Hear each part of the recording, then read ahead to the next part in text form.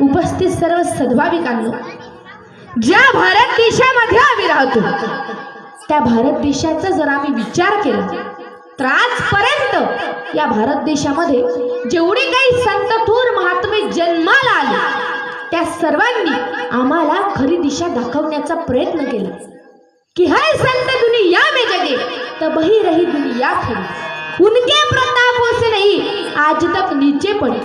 अरे कितना जगत में पाप है अंदाज के बाहर चला, पर संत ही का पुण्य है जो आज तक जग ना ढला। कारण संत हे मार्गदर्शन करण्याचं काम करत असतात। कोण गडबड करून राहिली बाई तू? म्हणून मी एकदा सहज, माझी भाषा समजते ना सगळ्याले, सगळ्यांनी रिस्पॉन्स आहे, भाषा समजून राहिली ना? एक तर आम्ही आहे अमरावतीकडले, म्हणून मी एकदा सहज कार्यक्रमावरून कीर्तनावरून घरी आली आणि माझ्या घराच्या ओट्यावर ब्रश करून राहिली, दात घासून राहिली, तेवढ्यात एक म्हातारी बुडी सकाळी सकाळी घाईघाईनं माझ्या घरासमोरून चालली। मग मी त्या आजीला विचारलं, म्हटलं आजीबाई तुझ्या मागं मोठी गडबड दिसून राहिली म्हटलं। बुडी म्हणे बाई तुला काय सांगू म्हणे, पोराचं जेव्हापासून लग्न झालं म्हणे तेव्हापासून पोरगंही काही चांगलं पाहिजे नाही म्हणे, सून आहे म्हणे नागपूरची, डबल यमे दिवसभर नसनस करते म्हणे। म्हटलं मग आजी आता तुझा काय विचार आहे?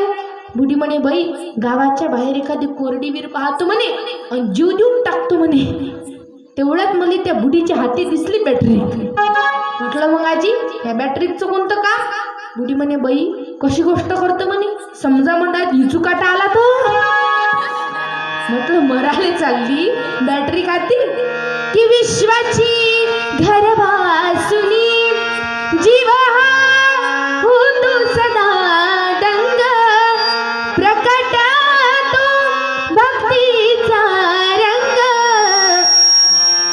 आता सिट्टी नका वाजवली तुम्ही बरं। हे सिट्टी एखाद्या कीर्तनाच्या कार्यक्रमात प्रबोधनाच्या कार्यक्रमात वाजली तर चालू